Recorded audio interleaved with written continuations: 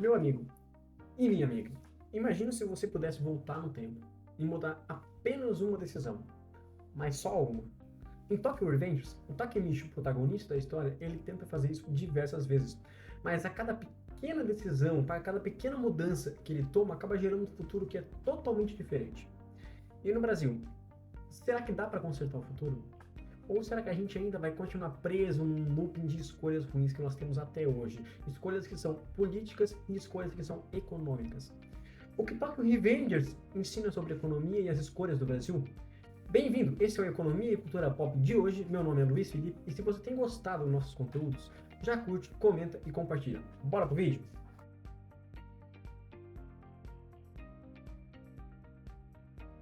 Estamos no fim dos anos 90, a inflação é o grande monstro do Brasil, gente perdendo o poder de compra, o salário que está sumindo antes de chegar, né? E para controlar isso, o Brasil instaura o que a gente chama de tripé macroeconômico. O que é o tripé macroeconômico? São três coisinhas que dão sustentação ao modelo econômico do Brasil, certo? Meta de inflação, câmbio flutuante e superávit primário. E para combinar esse modelo econômico, a gente adota a taxa Selic, o principal instrumento de combate à inflação.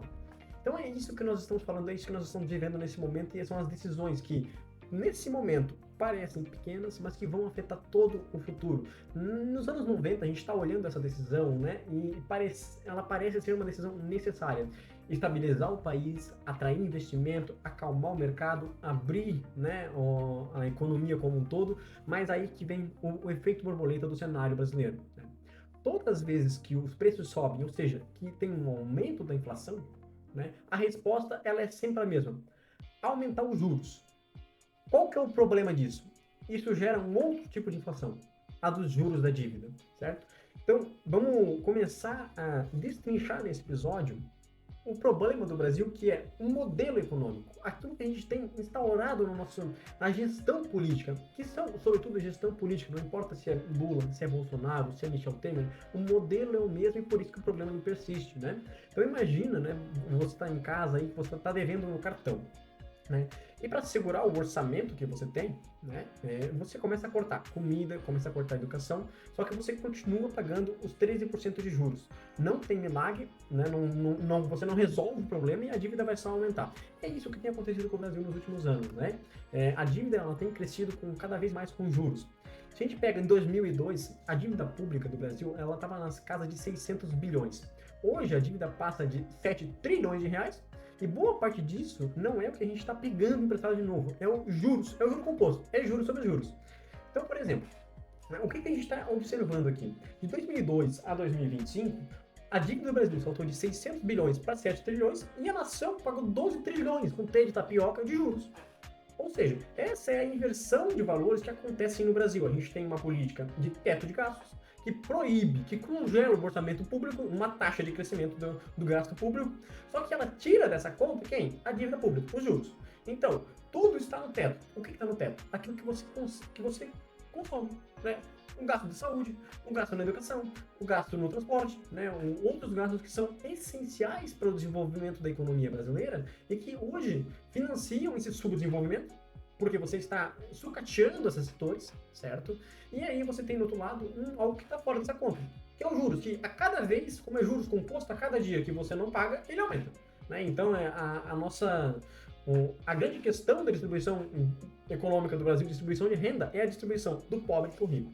É isso que a gente tem observado. Então, por exemplo, a gente tinha em 2000, vai fugir 2022, 2020, tempo pré-pandemia, com o governo, com o ministro da Economia, Paulo Guedes, taxa Selic em 2%. Então, hoje a gente tem uma taxa Selic de 15%. Quando eu digo que um problema é o modelo e a transferência, a gente tem que entender que a cada 1% da Selic, da taxa básica de juros, que a gente já explicou num vídeo anterior, né? Cada 1% que sobe, o governo ele vai gastar mais, ele vai adquirir uma dívida de mais 50 bilhões de juros em ano, certo? Então é quase que o orçamento inteiro da educação básica do Brasil, que a cada 1% da Selic que sobe, ele vai sair da mão do povo, do orçamento do povo, né? E vai ser encaminhado ao orçamento do rentista. Pô, mas por que você está falando que sai do orçamento do povo? Meu amigo, vamos entender uma coisa. A taxa média de lucro dos comércios, dos negócios, das empresas, ela está em 7%. Quando você tem uma taxa de juros que ela está em 15%, qual o empresário que vai optar? Correr o risco de ganhar 7 com a certeza de ganhar 15. Né? Eu tenho duas opções na mesa. E vamos, é algo simples. Qualquer pessoa consegue entender isso aqui. Eu posso correr um risco de despender tempo, despender vontade, para ganhar 7% ao ano de lucro. Mas eu tenho uma opção de não fazer absolutamente nada, colocar isso no rentismo, numa renda fixa, porque vou ganhar 15%. Sem fazer nada. É isso que acontece no Brasil. E qual que é o pressuposto? Né? Qual que é a argumentação de ter essa taxa de juros tão alta? Né? É para segurar a pressão inflacionária. Mas é uma grande falácia dizer isso porque a Selic ela não segura a inflação, ela não tem impacto real, né, de larga escala sobre o processo inflacionário. Porque a composição da inflação brasileira, ela é uma composição que a Selic não atinge. Tá? E isso que a gente tem que entender, né? Ela não vai resolver esse problema, a Selic não vai resolver esse problema, porque o que pesa a inflação brasileira, primeiro ponto, são duas questões que elas são preços controlados pelo governo, combustível e energia elétrica. Certo? Que Petrobras é uma empresa de capital misto, mas ela é um preço que ele é definido pelo governo. Como que ele é definido pelo governo? Bom, se você aumenta o imposto sobre a Petrobras, sobre ICMS, sobre essa distribuição dos produtos oriundos da Petrobras, você está impactando no preço. Se você subsidiar uma parte, porque hoje o problema da Petrobras é que ela não está muito ligada a custo mais lucro, né? Ela está ligada a um processo de impostos que está muito elevado e que não deveria ser. A ideia de uma empresa estatal é que ela sirva a população e não que ela sirva os banqueiros. A gente tem um exemplo de algum tempo atrás, né, no governo Bolsonaro, que a Petrobras deu um lucro exorbitante, e a primeira coisa que foi feita foi distribuir dividendos. Ou seja, eu estou repassando um dinheiro. Quem gerou o lucro da Petrobras não é a empresa, porque é uma estatal, ela não serve para gerar lucro. Mas e temos que entender isso. Uma empresa estatal, ela não serve para gerar lucro. Ela serve para atender os interesses do povo. E a partir do momento que uma Petrobras, uma empresa estatal, gerou lucro, a primeira coisa que o governo fez foi distribuir dividendos. Quem é que tem dividendo no Brasil? Você em casa não deve ter. Você não tem uma ação da Petrobras para receber seu dividendo. Então, essa distribuição dos lucros da empresa, ela saiu das mãos do povo que foi lá, abasteceu, consumiu, certo? Para direto para as mãos dos ricos, que não pagaram nenhum imposto sobre dividendos. Porque no Brasil, e só no Brasil, na Estônia, que não se cobra imposto sobre dividendos. Essa é a realidade brasileira. Esse país, ele é diariamente assaltado pelas grandes elites. E a gente tem que ter isso na cabeça. Porque isso acontece diariamente. A gente falou do primeiro ponto, que é o combustível, né? A segunda questão, energia elétrica, é a mesma lógica. Certo? Subiu recentemente 25% da nossa taxa de luz de energia elétrica, mas a inflação não foi de 25%. A inflação no ano é de 5%. Ora, se eu estou subindo um serviço público, que deveria ser público, porque é um bem estratégico, né? Certo? Que deveria ser público, eu estou subindo os preços desse serviço acima do valor da inflação, eu estou buscando ter lucro. E, novamente, eu repito, estatal não é para dar lucro. Ele é um preço controlado pelo governo nesse sentido. E a terceira grande ponte, né, do nosso processo inflacionário é os alimentos, as commodities. Que a gente já conversou num outro vídeo sobre a questão da industrialização e esse boom de commodities. Né? Esse boom de commodities hoje, ele acaba ocorrendo e acaba atrapalhando muito o dia a dia interno, né? Porque a gente está focando em vender para fora. Então, desabastece o mercado interno para abastecer o mercado externo, né? E a commodity, de maneira geral, a comida, o alimento, certo? Ele tem esse impacto inflacionário, por quê? Porque é o preço que vem de fora. Ora, se vem esse preço de fora, qual que é o impacto de uma taxa de juros interna do Brasil sobre um preço que ele é ditado pelo que está fora, está externo? Absolutamente nenhum, certo? E nós ainda nem estamos considerando que, um outro fator que ele é importante, mas no dia a dia da pessoa que está no seu ganha-pão, que está no seu processo de dia, que está na classe média baixa da população brasileira, que é a sua ampla maioria, né? Ela está com um desejo, por exemplo, de comprar um micro-ondas, e ela vai querer saber se aquele micro-ondas cabe, se a sua parcela do micro-ondas cabe no seu bolso. E não se ela consegue comprar à vista, porque nós não temos dinheiro para comprar à vista, a realidade é essa. E nós não temos nem acesso ao crédito, né? 72% da população brasileira hoje está no Serasa. E é uma realidade brasileira, né? Então, dizer que aumentar a Selic, né, para controlar a inflação é uma falácia. E esse é o modelo econômico. A gente está transferindo um dinheiro público, um dinheiro da população mais pobre para o privado rico. Né? É isso que tem acontecido. Os juros, os preços não caem com esses juros altos. E quem sofre é quem vai investir no mercado produtivo. Então a gente vai começar a ter um processo de desindustrialização, certo? Então quem quer investir não vai poder investir. Quem quer abrir um negócio, quem quer emprego, vai acabar atrapalhando, certo?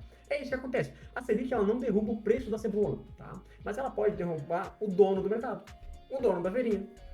Por quê? Porque os juros que o cara vai precisar pegar no banco, por exemplo, para manter o seu negócio vivo, é maior do que o lucro médio que ele vai ter no ano. Se torna insustentável investir nesse país, certo? A gente não está nem contando dos juros abusivos. Hoje a gente tem uma prática que ela é escandalosa, né, que é a cobrança de juros do Brasil. Né? Então, hoje, e a renegociação desse processo das compras, né? Esse processo de financiarização do Brasil, ele está acabando com o nosso desenvolvimento. Porque hoje ninguém quer produzir, todo mundo quer financiarizar. Certo? Então a gente tem que entender isso, que o momento que a gente chegou hoje é resultado das nossas próprias escolhas do passado. São essas escolhas puramente políticas, né? Que parecem ser técnicas, mas não são políticas, certo? E esse é o efeito borboleta das nossas escolhas, dessas péssimas escolhas. Lá atrás, nos anos 90, a gente escolheu enfrentar a inflação com juros, mas nós nunca mudamos, nunca corrigimos o modelo dessa estrutura econômica, nunca conseguimos corrigir o modelo econômico. Qual que é o resultado por trás desse efeito borboleta? Desindustrialização, que a gente já comentou sobre o país rico ser um país que tem complexidade econômica, certo? Então, vou deixar no card aqui para vocês verem, né? O último episódio fala sobre a tecnologia do Brasil, né? Qual que é o efeito disso? Corte em ciência, corte em tecnologia, dependência externa, né? Então, cada escolha que a gente tem feito, cada escolha errada, ela vem se acumulando, igual no Tokyo Revengers, igual no anime, quando o Takemichi tenta mudar o presente sem entender toda a estrutura que está acontecendo por trás disso, o futuro volta a dar errado. E volta várias vezes. É assim que tem acontecido com o Brasil. Né? E aí nós temos que entender, né, e parar um pouco para refletir, certo? Que a gente não tem o poder de voltar no tempo, mas que a gente pode fazer com que o Brasil veja o futuro de uma forma diferente. A gente pode fazer o que o Brasil nunca fez. O Brasil é um país que não tem modelo econômico. Então a gente pode planejar, a gente pode produzir, a gente pode industrializar, a gente pode investir em gente, a gente pode investir em educação, a gente pode mudar o modelo econômico para favorecer as pessoas que aqui estão, certo? A gente pode fazer com que o rico pague mais que o pobre. É o ciclo natural da coisa, né? E principalmente, né, parar de tratar a dívida pública como uma prioridade em detrimento do que a população, em detrimento do povo. Hoje a dívida pública brasileira, como é o teto de gastos, ela tem sido frequentemente prioridade em detrimento da população mais carente, da população mais pobre. E nós temos que parar isso. Então, essa é a grande mensagem que eu quero deixar no vídeo de hoje. Ele é um vídeo um pouco mais curto, mas a gente tem que entender que as ações que a gente fez no passado nos trouxeram até hoje. Esse é o nosso efeito borboleta. E que o que a gente vai fazer agora pode mudar o nosso futuro.